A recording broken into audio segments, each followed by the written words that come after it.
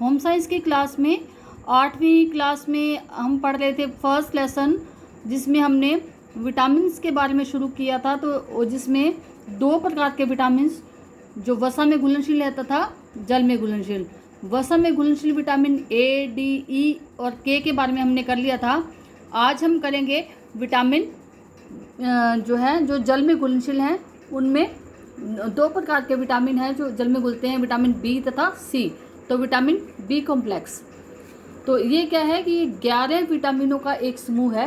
मतलब जैसे B1, B2, B3 इस प्रकार से 11 विटामिन होते हैं, जिसे विटामिन बी कॉम्प्लेक्स कहा जाता है।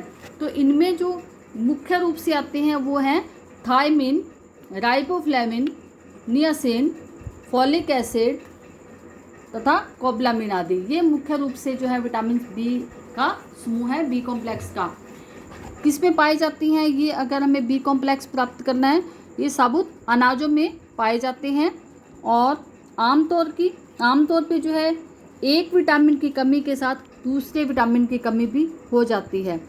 तो जल में घुलनशील होने के कारण ये जल्द ही पानी में घुलकर व्यर्थ चले जाते हैं। तो इसीलिए इनको जल में घुलनशील कहा जाता है ना, क्योंकि जल में घुलते हैं और फिर ये वेस्ट भी हो जाते हैं। कार्य क्या है इनकी? वृद्धि और विकास में सहायक है। मिलता किससे है? हमें साबुत अनाजों से, जो हमें खाने चाहिए। और कमी से कमजोरी आ जाती है। और सामान्यतः इसकी जो अधिकता से है वो कोई हानि नहीं होती। तो विटामिन सी को एस्कॉर्बिक अम्ल भी कहते हैं।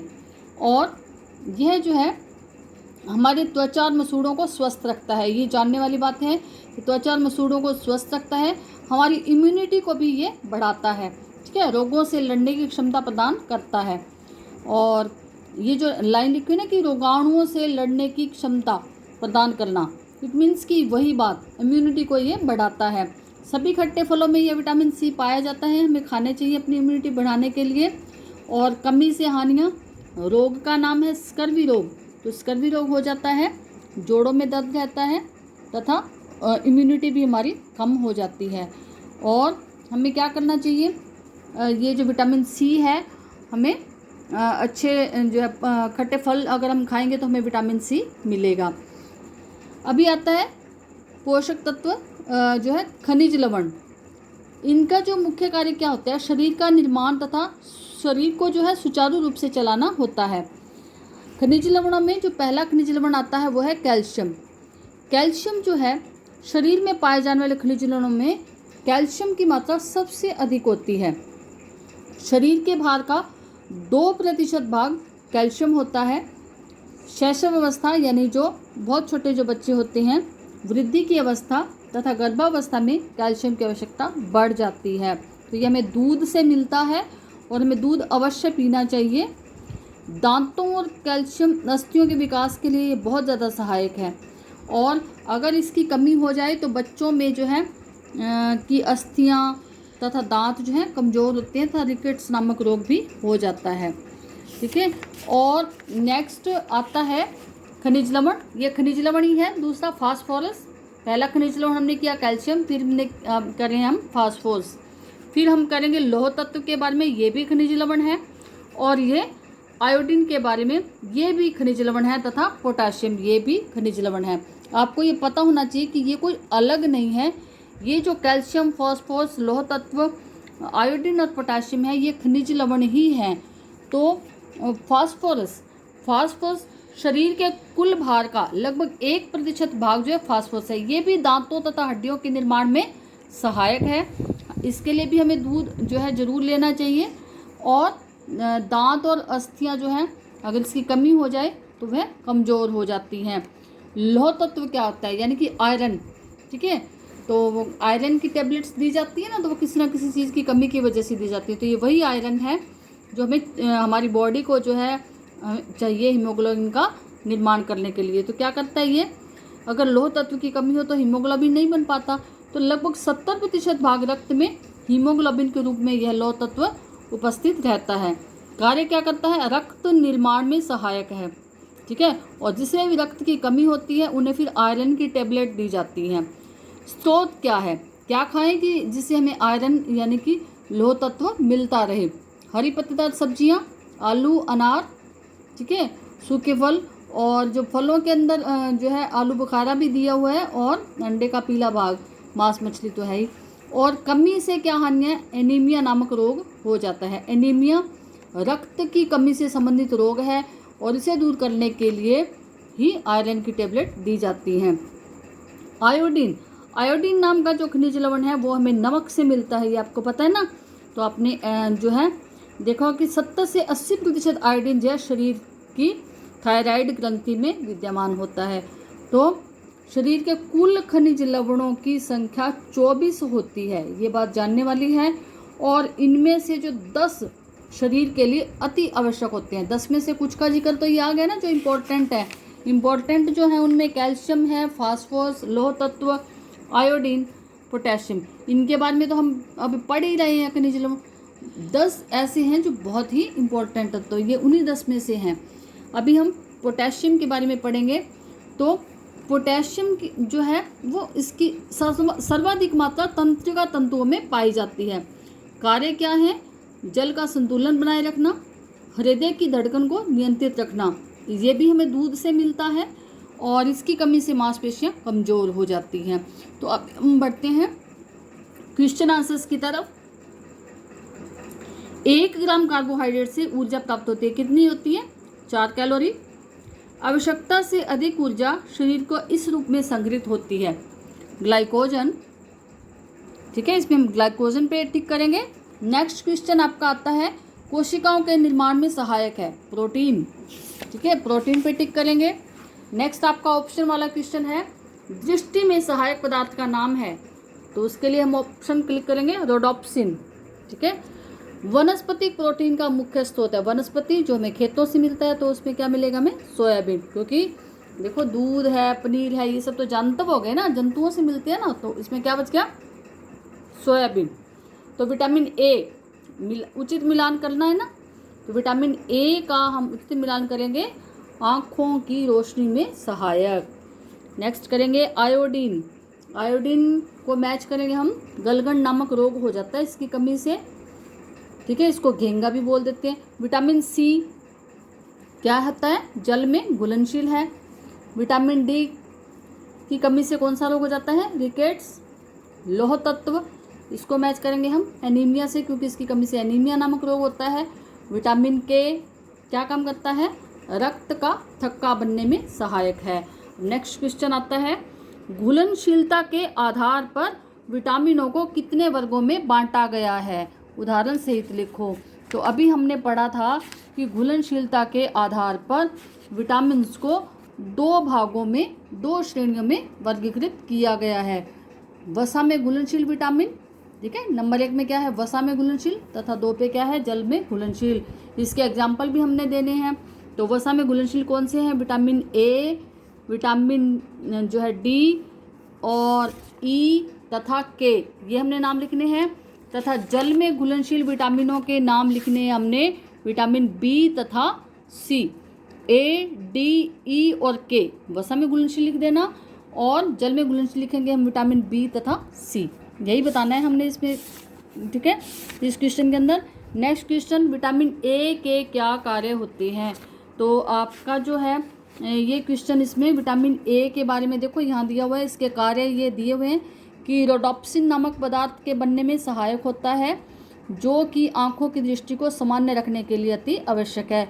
तो ये जितने भी कार्य हैं इसके हम लिख देंगे। हृदय के रोगों से सुरक्षा, त्वचा को स्वस्थ बनाए रखने में, घाव बनने में सहायता, अस्थियों की वृद्धि और विकास में सहायक, ये इतना हमने इसके अंदर लिखना है। यहाँ से आपने शुरू करना है रोडोप्सिन से, तथा ये सहायक, यहाँ तक हमने ख़त्म करना है इसको। नेक्स्ट क्वेश्चन आपका है कि विटामिन डी की अधिकता से क्या हानियाँ हो सकती हैं, ठीक है।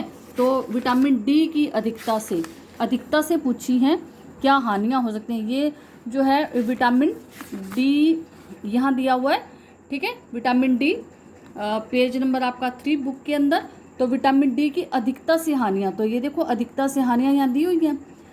हृदय, फेफड़ों तथा गुर्दों में कैल्शियम का जमाव होना, तो ये जो है यहाँ से लेकर के हमने यहाँ तक लिखना है, मानसिक दुर्बलता आने तक, ये 2 ही पॉइंट हमने इसके अंदर लिखने हैं। आपका नेक्स्ट क्वेश्चन है विटामिन ई की प्राप्ति के कौन कौन से स्रोत हैं। तो विटामिन ई की प्राप्ति के स्रोत देखो, ये विटामिन ई दिया हुआ है आपकी बुक में, ठीक है, पेज नंबर 4 पे, ठीक है, बुक में। तो विटामिन ई की प्राप्ति के स्रोत पूछे हैं, तो ये इसकी प्राप्ति के स्रोत हैं, स्रोत दिए हुए ना ये। तो ये हमने लिखना है कि हरी पत्तेदार सब्जियां, सूरजमुखी के बीज, ये सारा यहाँ तक आ जाएगा, यहाँ से शुरू होगा और यहाँ तक आ जाएगा। नेक्स्ट जो है आपका विटामिन ई की शरीर में कैल्शियम की क्या उपयोगिता है। उपयोगिता मीन्स उन्होंने कार्य ही पूछे हैं, तो ये आपके कार्य दिए हुए हैं, ये कैल्शियम है और कैल्शियम के हमने इसमें कार्य लिखने हैं। तो आपने यहाँ से शुरू करना है, दांतों और अस्थियों वाले पॉइंट से, और इसको नियंत्रित करना तक जो है आपने लिखना है, ठीक है। उपयोगिता मीन्स कि उसके कार्य क्या हैं, तो यहाँ से यहाँ तक, ठीक है।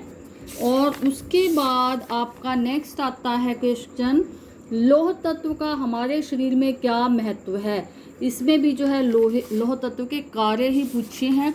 तो ये आपका लौह तत्व दिया हुआ है और इसमें इसकी जो महत्व है वो ये लिखने ना अपने, रक्त निर्माण में सहायक, ऑक्सीजन तथा कार्बन डाइऑक्साइड का वाहक और प्रतिरक्षी कोशिकाओं के निर्माण में सहायक। तो ये यहाँ रक्त से शुरू कर लेना और सहायक तक ये इतना इतना आपने लिखना है, ठीक है। और उसके बाद आपका नेक्स्ट क्वेश्चन आता है, पोटेशियम शरीर के लिए क्या कार्य करता है। तो जो पोटेशियम है वो जो है इसके लिए शरीर में ये जितने भी कार्य दिए हैं, जल का संतुलन करता है, और यहाँ तक आपने लिखना है इसको, यहाँ से शुरू करके, और नाड़ी ऊतकों की संवेदन शक्ति को बनाए रखना, यहाँ तक आपने इसके ये कार्य आपने इतना लिखना है। उसके बाद नेक्स्ट क्वेश्चन आपका आता है कि प्रोटीन प्राप्ति के कौन कौन से स्रोत हैं। प्रोटीन के स्रोत, तो हमें प्रोटीन किससे मिलता है, ये प्रोटीन दिया हुआ है आपका, और ये प्रोटीन के स्रोत दिए हुए हैं आपको, वनस्पतिक भी और जानवर भी। तो ये यहाँ से शुरू करना है और यहाँ पे आपने यहाँ तक लिखना है। नेक्स्ट क्वेश्चन आपका आता है कि शरीर में आयोडीन के क्या कार्य हैं। तो आयोडीन के कार्य पूछे हैं, तो ये देखो यहाँ पे आपका आयोडीन दिया हुआ घ पार्ट में आयोडीन, और इसके जो कार्य हैं वो ये आपके दिए हुए 2 पॉइंट दिए हुए हैं, एक ये लिखना है और एक ये, तो ये दोनों पॉइंट आपने इसके अंदर लिखने हैं। और फिर नेक्स्ट क्वेश्चन आता है आपका, कार्बोहाइड्रेट के कार्य प्राप्ति के साधन तथा इसकी कमी और अधिकता से होने वाली हानि, संक्षेप में, मतलब इसके बारे में सभी कुछ पूछ रखा है, कार्य भी, स्रोत भी, कमी और अधिकता भी। तो कार्बोहाइड्रेट आपका फर्स्ट पेज पे दिया हुआ है, जैसे ही लेसन स्टार्ट होता है आपका, तो ये देखो ये कार्बोहाइड्रेट, ठीक है। अब इसके देखो ये कार्य हैं, ये भी हमने कार्य लिखने हैं, स्रोत लिखने हैं, कमी से हानियाँ ये सारा लिखना है, और अधिकता से हानियाँ ये सारा हमने लिखना है, ठीक है। और फिर आपका आता है रक्तस्राव प्रतिरोधक विटामिन की प्राप्ति के स्रोत और कार्य लिखो, और इसकी कमी से क्या हानियाँ हो सकती हैं। तो रक्तस्राव प्रतिरोधक में हमने लिखना है विटामिन के बारे में, क्योंकि यह रक्त का थक्का बनने में यही सहायक है ना, तो रक्त के बहने को यही रोकता है। तो हमने ये सारा जो है इसके कार्य, स्रोत, कमी से हानियाँ और अधिकता से हानियाँ, तो ये हम इसके बारे में लिखेंगे। और उसके बारे में नेक्स्ट है हमारा शरीर में वसा की क्या उपयोगिता है, इसकी कमी और अधिकता से क्या हानियाँ होती हैं। तो वसा की क्या उपयोगिता है, अब हम इसके अंदर वसा के बारे में लिखेंगे। तो ये वसा है, और इसकी उपयोगिता के अंदर हम क्या करेंगे, ये सारे इसके कार्य लिख देंगे उपयोगिता को दिखाने के लिए, और इसकी कमी से, इसके स्रोत भी, कमी से क्या हानियाँ ये भी लिख देंगे, ठीक है, और अधिकता से क्या होता है। तो ये सारा ही आ जाएगा कार्य और अधिकता तक, ठीक है। और फिर आपका जो लास्ट क्वेश्चन है आपका, जल में घुलनशील विटामिनों के नाम, कार्य, प्राप्ति के स्रोत लिखो। जल में घुलनशील विटामिन तो 2 ही हैं जल में घुलनशील, विटामिन बी और सी।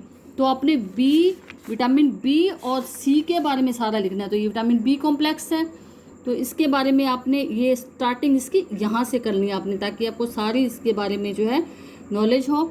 11 विटामिनों का ये समूह है, तो ये भी आपने लिखना है, इसके कार्य भी, स्रोत भी, ठीक है, और कमी से हानियाँ। इसी प्रकार से सी, विटामिन सी के बारे में लिखना है, ठीक है। इसे एस्कॉर्बिक अम्ल कहते हैं और इसके कार्य, स्रोत तथा कमी से हानियाँ, क्योंकि ये दीर्घउतरात्मक है ना, तो इसमें हमें सारा लिखना पड़ेगा विटामिन बी और सी के बारे में।